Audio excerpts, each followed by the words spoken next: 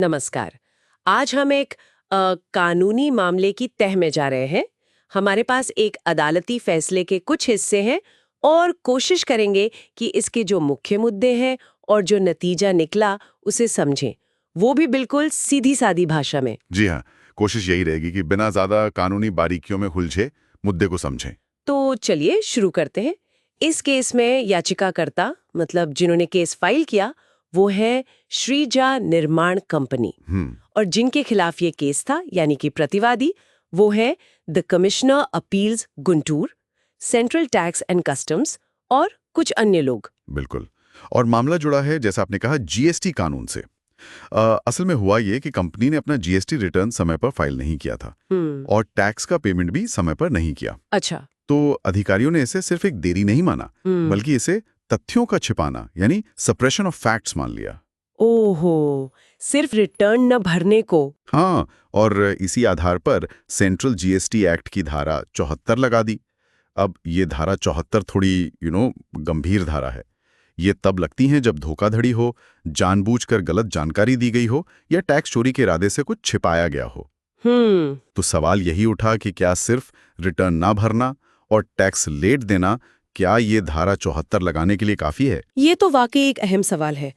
तो श्रीजा निर्माण कंपनी ने क्या कहा, मतलब उनका पक्ष क्या था? उनका मुख्य तर्क यही था कि हमारी तरफ से कोई गलत इरादा, जिसे कानून में मेंजरिया कहते हैं, वो नहीं था। अच्छा। हाँ, उन्होंने कहा कि देखिए, हमें जैसे ही कारण बताओ नोटिस मिला, उससे भी पहले हमने बकायदा टैक्स चुका दिया था। ओह अच्छा, नोटिस से भी पहले? जी, तो उनका कहना था कि ये बस एक चूक हो गई, देर हो गई, हमने जानबूझकर कुछ नहीं छिपाया। सुनने में तो ये दलील काफी वाजिब सी लगती है। अगर टैक्स दे दिया तो फिर छिपाने का इरादा कैसे हुआ? पर कोर्ट ने क्या माना? हाई कोर्ट ने क्या कहा इस पर? बस यहीं पर मामला थोड़ा पलट गया। आंध्र प्रदेश हाई कोर्ट ने याचिकाकर्ता की ये दलील नहीं मानी। नहीं मानी? जी नहीं। कोर्ट का मानना था कि समय पर रिटर्न दाखिल ना करना और टैक्स का भुगतान ना करना, ये अपने आप में नियमों की अनदेखी है और इसे तथ्यों को छिपाना माना जा सकता है। अरे, हाँ, हाईकोर्ट के हिसाब से इस तरह का नॉन कंप्लायंस, मतलब नियमों का पालन ना करना, यही अपने आप में धारा 74 लगाने के लिए पर्याप्त था। उन्हें ये अलग से साबित करने की जरूरत महसूस नहीं हुई कि कंपनी का इरादा फ्रॉड करने का था या नहीं। उनका मानना था कि भाई, आपने टाइम पर जानकारी नहीं दी, तो ये जानकारी छिपाना ही हुआ एक तरह से। बाप रे, मतलब हाई कोर्ट कह रहा है कि टैक्स भले ही बाद में भर दिया हो, लेकिन शुरू में जो रिटर्न नहीं भराना वही अपने आप में छिपाना है। सही समझे आप। तो बाद में टैक्स भरने का कोई फायदा नहीं हुआ, मतलब वो शुरुआती गलती माफ नहीं हुई? बिल्कुल। हाईकोर्ट के नजरिए से वो शुरुआती गैर अनुपालन ही इतना गंभीर था कि वो धारा 74 के दायरे में आ गया। जाहिर है कंपनी इस फैसले से तो खुश नहीं हुई होगी। मामला आगे गया होगा सुप्रीम कोर्ट। हाँ बिल्कुल, मामला सुप्रीम कोर्ट तक गया, लेकिन वहां भी याचिकाकर्ता को कोई राहत नहीं मिली। अच्छा, सुप्रीम कोर्ट ने भी नहीं माना? नहीं, सुप्रीम कोर्ट ने उनकी रिट याचिका खारिज कर दी।